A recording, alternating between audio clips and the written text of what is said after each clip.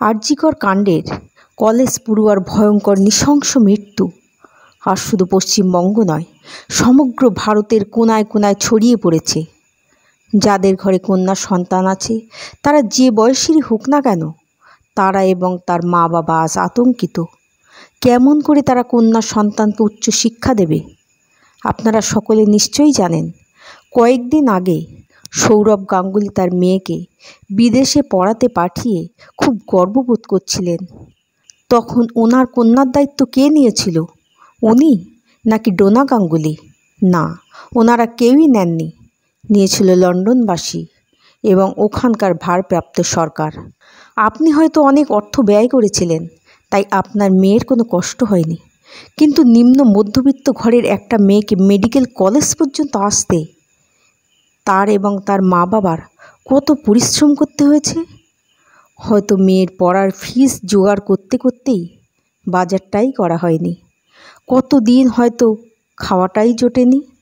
শুধু মেয়ের মুখের দিকে তাকিয়ে, আলোর আশার দিকে চেয়ে জলমুড়ি খেয়েই ঘুমিয়ে পড়েছেন।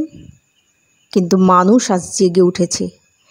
একটা মৌমিতার মৃত্যু হাজার হাজার মিতার জীবনে আলো ফেলেছে। উঁচু তলা থেকে নিচু তলা পর্যন্ত সকল মানুষ আজ পথে নেমেছে। শুধু একটাই স্লোগান, উই ওয়ান্ট জাস্টিস।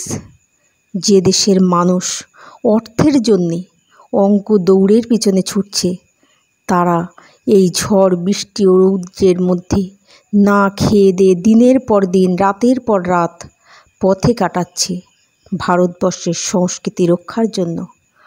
আজ যদি কোনো পাওয়ারফুল লোকের ঘরে এই ঘটনাটাই ঘটত, তাহলে কি এই ঘটনা ঘটত? পাওয়ার খাটিয়ে সঠিক দোষীকে খুঁজে বার করে আনা হতো। তাহলে অভয়রা কোথায় যাবে? যে অভয়দের ভোটে আজ তোমরা গদিতে বসে আছো, যার সুবিচার পাওয়ার জন্য ক্ষুধার্ত পেটে পথে নামতে হয়েছে, তাদের চাওয়া সম্পর্কে কোনো ধারণা নেই।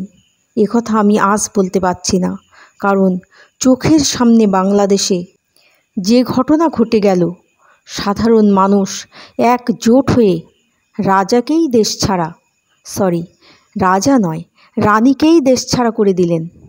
তাই কলিযুগ যতটাই নারকীয় হোক না কেন, কোনো মানুষ যদি একজোট হয়ে হাতে হাত রেখে দুষ্টের দমনের প্রতিশ্রুতি নেয়, তাহলে কলিযুগও সত্যযুগের স্বাদ উপলব্ধি করতে পারে।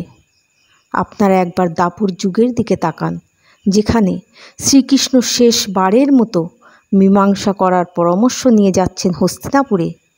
তখন দ্রৌপদী ছুটে এসে বলছে, গোবিন্দ, তুমি ওদের বোঝাতে যাচ্ছ, কিন্তু ওরা যদি রাজি হয়ে যায়, আমি আমার প্রতি যে অন্যায় হয়েছে তার বিচার চাই।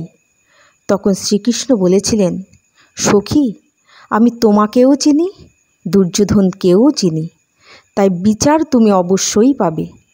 শ্রীকৃষ্ণ কিন্তু দুর্যোধনকে সুযোগ দিয়েছিল, মৃত্যু দর্শনও করিয়েছিল, কিন্তু তবুও তিনি নিজেকে পাল্টাননি। শ্রীকৃষ্ণ এক জায়গায় বলেছিলেন, গাছের একটি ডাল কাটলে আরেকটি ডাল গজিয়ে ওঠে, তাই তাকে সমূলে বিনাশ করতে হয়। কুরুক্ষেত্রের যুদ্ধে রক্তের ধারা দিয়ে তিনি বুঝিয়ে দিয়েছিলেন কিভাবে পাপী ও পাপকে ধুয়ে মুছে সাফ করে ফেলতে হয়।